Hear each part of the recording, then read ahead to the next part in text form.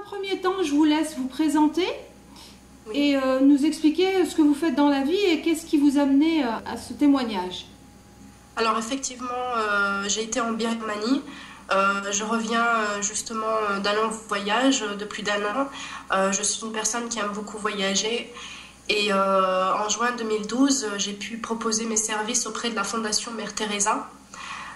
Et c'est à ce moment-là que j'ai été au courant de ce qui se passait en Birmanie, c'est-à-dire les affrontements entre bouddhistes et musulmans. Alors, à ce moment-là, je pensais me rendre en Birmanie, mais en juin 2012, c'était quand même très risqué. Alors, j'ai préféré attendre plusieurs mois avant de me rendre justement en Birmanie. Alors, entre-temps, j'ai pu voyager en Thaïlande, Cambodge, etc. Et là, le 20 novembre, je prends un vol de Bangkok à Yangon. Donc là, j'arrive en Birmanie et je décide eh bien, de me rendre dans l'état d'Arakan. Pourquoi est-ce que vous avez voulu entamer un tel voyage ? Eh bien, je suis une personne qui aime beaucoup voyager et justement, quand j'étais en Inde, je ne comprenais pas qu'est-ce qui se passe dans ce pays. J'avais jamais entendu parler des Rohingyas, de la Birmanie et pour moi, des bouddhistes qui tuent, c'était très choquant. Donc, je voulais absolument me rendre en Birmanie et voir de mes propres yeux qu'est-ce qui se passe. J'arrive à Yangon donc le 20 novembre et puis c'est à ce moment-là que je commence à essayer d'avoir beaucoup d'informations, c'est-à-dire comment me rendre dans l'état d'Arakan. Parce qu'il faut savoir que les Rohingyas sont situés dans l'ouest de la Birmanie, exactement dans un état qui s'appelle l'état d'Arakan. Et alors j'ai demandé auprès de plusieurs touristes s'ils ont réussi à se rendre dans cet état-là, car il faut savoir qu'il y a un site archéologique dans la ville de Miaou et qui était très touristique. Alors j'ai pu rencontrer un couple d'Italiens qui m'ont dit qu'ils ont essayé de se rendre et ils ont été refusés d'entrer. Alors, je n'avais aucune information, je ne savais pas où exactement où sont les musulmans, donc je suis partie par mes propres moyens, toute seule. Et là, j'ai commencé à prendre un train de la ville de Yangon à la ville de Phie. Donc, il faut savoir que Phie, c'est la ville la plus proche de l'état d'Arakan. Et donc, j'ai réussi à prendre ce train-là à 1h de l'après-midi. Alors, dans ce train, j'ai tout de suite été mise dans l'ambiance, c'est-à-dire que les musulmans ne sont pas du tout la bienvenue en Birmanie. À travers, j'ai pu rencontrer un ancien soldat de l'armée birmane qui s'est assis en face de moi dans le train et il était manchot. Alors, je lui ai posé la question, comment ça se fait que tu as perdu un bras ? Et il me dit il l'a perdu en posant une dynamite envers les musulmans. Et donc j'étais très choquée, j'étais toute seule. Cette personne-là a insisté pour me faire comprendre qu'elle n'aime pas les musulmans. C'est-à-dire qu'avec son bras, elle me faisait un geste en me disant no like Muslim, no like Muslim. Donc, étant de confession musulmane, je n'étais pas confortable face à cette personne. Et donc, pour encore plus me faire comprendre qu'il n'aime pas du tout les musulmans, il prend une shashia dans son sac et il me le montre, et encore une fois en me disant no like Muslim, no like Muslim. Donc, j'ai continué à voyager parce que je voulais vraiment aller voir les Rohingyas. Et ensuite, j'arrive dans la ville de Sittwe par voie maritime. Donc, j'ai pu prendre un bateau et ensuite arriver au port. Il y avait toute une troupe de douane et de police qui m'ont arrêtée, qui m'ont demandé que fais-tu là? Est-ce que tu es journaliste? Combien de temps tu comptes rester dans la ville de Sittwe? Quelle est ta prochaine destination? Et alors moi j'ai dû mentir, c'est-à-dire que je leur ai dit je suis une simple touriste, j'aime beaucoup votre pays, je veux simplement voyager.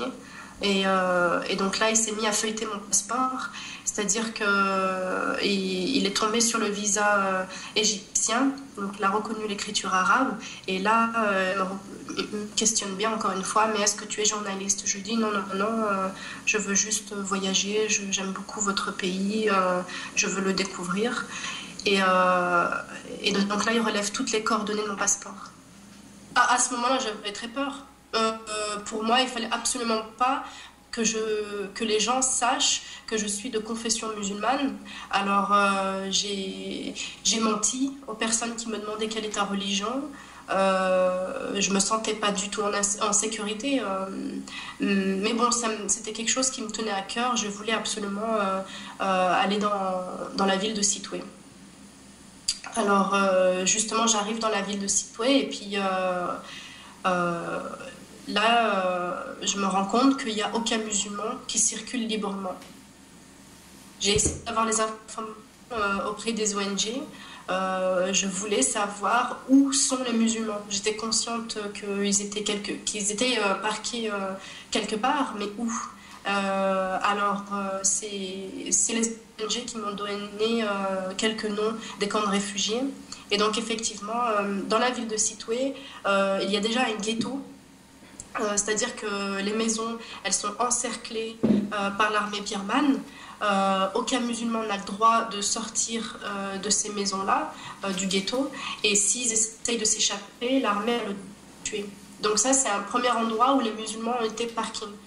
Ensuite, il y a un autre village qui est en dehors de la ville. Lui existe déjà depuis longtemps. C'est un village où il y a uniquement des musulmans, avec des checkpoints à l'entrée. Et ensuite, juste à côté, il y a tous les camps de réfugiés. Et pareil, ces camps de réfugiés-là, on ne peut entrer qu'à travers un checkpoint. Alors, quand on rentre dans les camps de réfugiés, là, on se rend compte que c'est très grave. Là, les conditions de vie sont catastrophiques.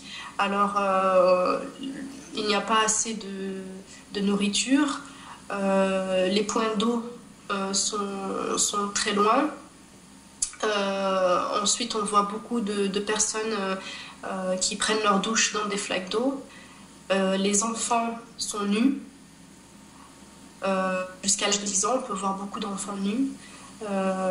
Et donc, l'impression que j'ai eue en rentrant dans le ghetto, dans le village et dans les camps de réfugiés, j'ai l'impression que je suis rentrée dans un camp de concentration où les musulmans sont en voie d'extermination. En 1982, l'État a rendu apatrides les Rohingyas, c'est-à-dire qu'on leur a retiré la nationalité. Et à force d'être persécutés, il y a beaucoup de Rohingyas qui prennent la fuite, c'est-à-dire qui partent dans les pays frontaliers comme le Bangladesh ou la Thaïlande, voire jusqu'à la Malaisie. Et donc les déplacements sont en masse. Par exemple, en 1991, il y a eu plus de 200 000 Rohingyas qui ont pris la fuite au Bangladesh. Alors, donc c'est comme s'il y avait un accord entre le Bangladesh et la Birmanie qui leur permettent de partir de la Birmanie. Mais il faut savoir que le Bangladesh non plus ne veut pas d'eux parce que ça devient des personnes illégales dans leur propre pays. Alors, la Thaïlande non plus ne veut pas d'eux. Personne ne veut d'eux. Parce qu'ils deviennent justement des personnes illégales dans les pays frontaliers. Donc maintenant, c'est à nous de réagir, à nous de faire en sorte que les Rohingyas ont toujours existé, ont toujours été une ethnie de la Birmanie et qu'on cesse ce génocide, qu'on cesse cette discrimination parce que ce sont des personnes de confession musulmane. Et d'ailleurs, j'ai été encore beaucoup plus choquée de savoir qu'à l'intérieur de ces camps de réfugiés, il n'y a pas uniquement les Rohingyas, il y a aussi une autre ethnie qui s'appelle les Kamans. Alors les Kamans, c'est une ethnie qui fait partie des 135 ethnies de la Birmanie, donc qui est reconnue par l'État. Ils ont une pièce d'identité birmane, mais qui sont actuellement dans les camps de réfugiés parce que ce sont des musulmans. L'ethnie Kaman, ce sont des musulmans de Birmanie. Donc en fait, personnellement, le problème, il n'est pas du tout ethnique, il est religieux, parce que je ne comprends pas pourquoi des personnes qui ont des pièces d'identité, qui sont reconnues par l'État birman et qui vivent actuellement des conditions catastrophiques. Ils sont affamés, assoiffés. Comment se fait-il? Vous savez, la Birmanie se veut être un État bouddhiste et rien d'autre. Alors, il faut savoir qu'il n'y a pas uniquement les musulmans qui se font persécuter. Il y a aussi une autre ethnie qui s'appelle l'ethnie Kachin, qui vit dans l'État Kachin, qui sont majoritairement chrétiens. Ils ont été bombardés récemment. Et en fait, la Birmanie se veut être un État bouddhiste et rien d'autre. Donc, les autres religions ne sont pas la bienvenue.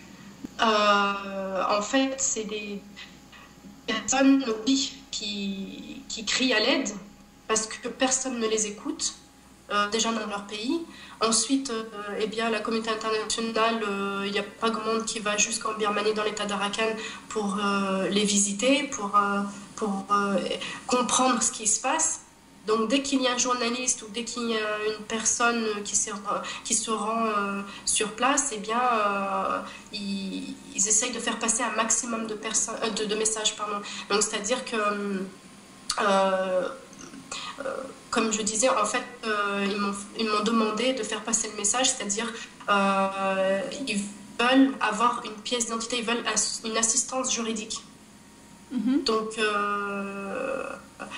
depuis que je suis rentrée en France, j'essaye de témoigner au maximum pour déjà faire connaître la situation des Rohingyas et donc j'aimerais que la communauté internationale agisse pour qu'on arrive à résoudre ce problème. Qu'est-ce qu'il y a lieu de faire ici? Qu'est-ce que la population peut faire à votre avis? Tout d'abord, c'est se renseigner parce que beaucoup ne savent pas qui sont les Rohingyas. Donc c'est pour ça qu'à travers, à travers mes témoignages, je souhaite en France je souhaite que les gens sachent réellement ce qui se passe en Birmanie, qui sont les Rohingyas, déjà se renseigner et ensuite participer aux conférences, participer aux manifestations, aux rassemblements, parce que c'est à ces moments-là qu'on a un maximum d'informations. Et ensuite, une fois que les personnes au courant de ce qui se passe, eh bien, il faut agir. Alors, comment agir? En envoyant des courriers auprès de notre gouvernement,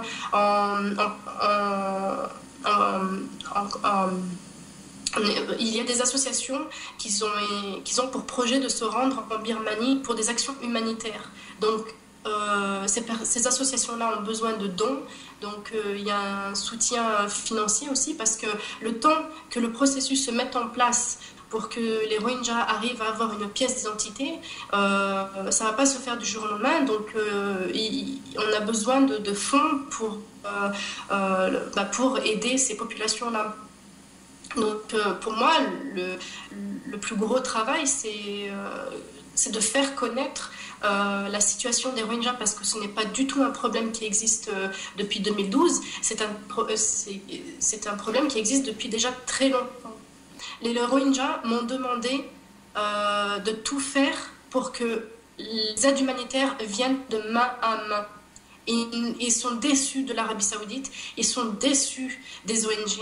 Alors pourquoi l'Arabie Saoudite? Parce que l'Arabie Saoudite s'est contentée d'envoyer 50 millions de dollars sans qu'une personne se rende sur place et essaie de comprendre les Rohingyas. Et personne ne s'est rendu sur place pour voir leurs conditions de vie. Donc ils se sont contentés d'envoyer 50 millions de dollars.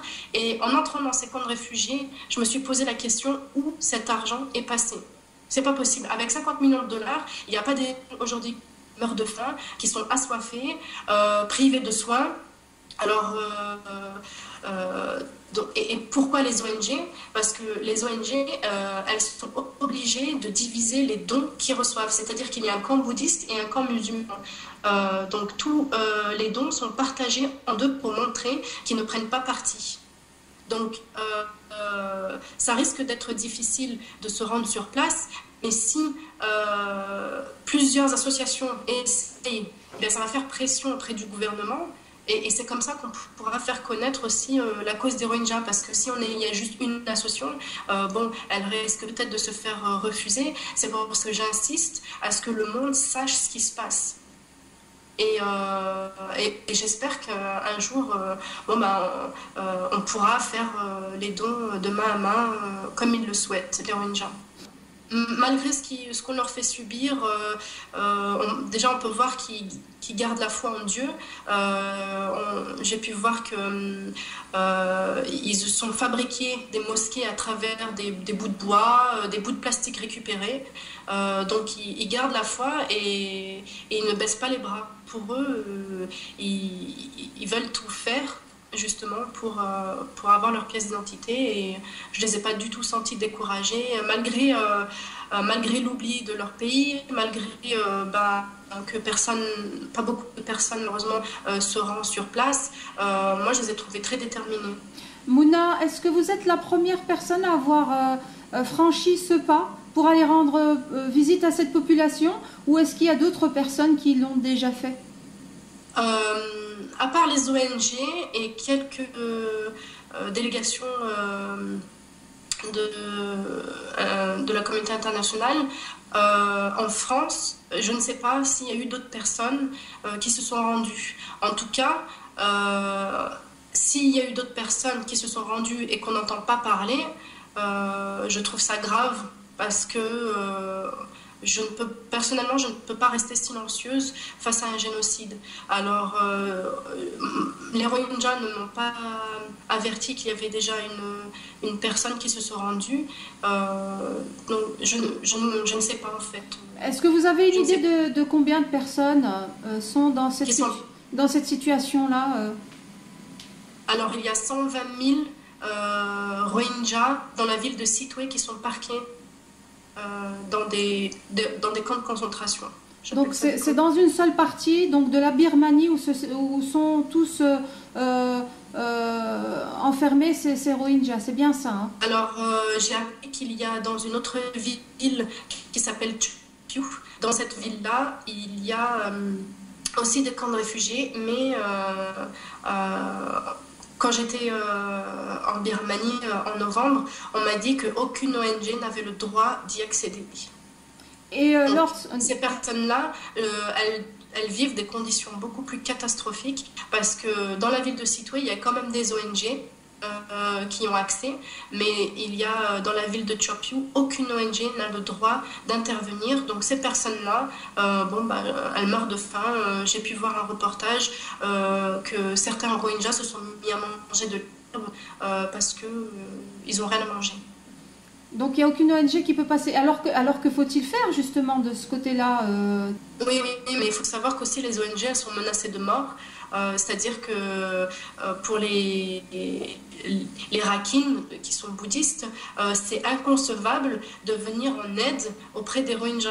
Ils ne comprennent pas pourquoi certaines personnes viennent aider les Rohingyas. Donc les bouddhistes ils se sentent eux-mêmes persécutés, et ils disent que c'est eux les victimes, et toute l'aide doit venir auprès d'eux.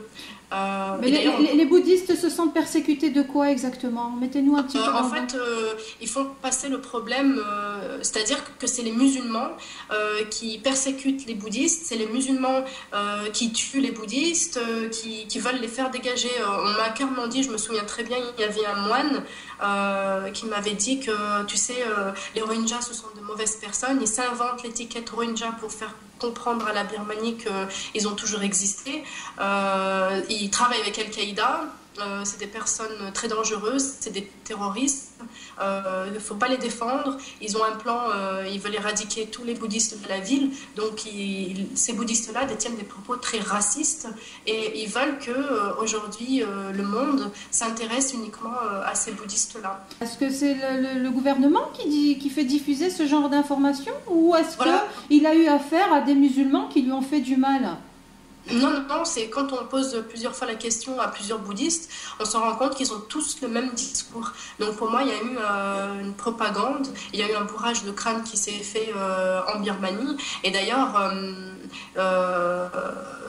j'ai été en Thaïlande, et au Laos et au Cambodge, j'ai pu rencontrer des moines qui ne détiennent pas du tout des propos anti-musulmans ou racistes. Donc c'est spécifique à la Birmanie. Donc ce sont des extrémistes, ce sont des personnes qui ont été manipulées par l'État. Donc voilà.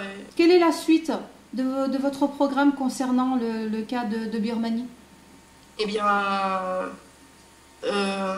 continuer à faire connaître ce qui se passe en Birmanie et aller jusqu'au bout. C'est-à-dire, je ferai tout pour que les Rohingyas ont une pièce d'identité et qu'on arrête ce génocide. Moi, j'insiste quand même beaucoup de personnes à se rendre parce que justement, si par exemple, s'il y a des milliers de personnes qui souhaitent se rendre dans l'état d'Arakan, ça fera pression auprès du gouvernement et c'est comme ça que les choses pourront se faire connaître.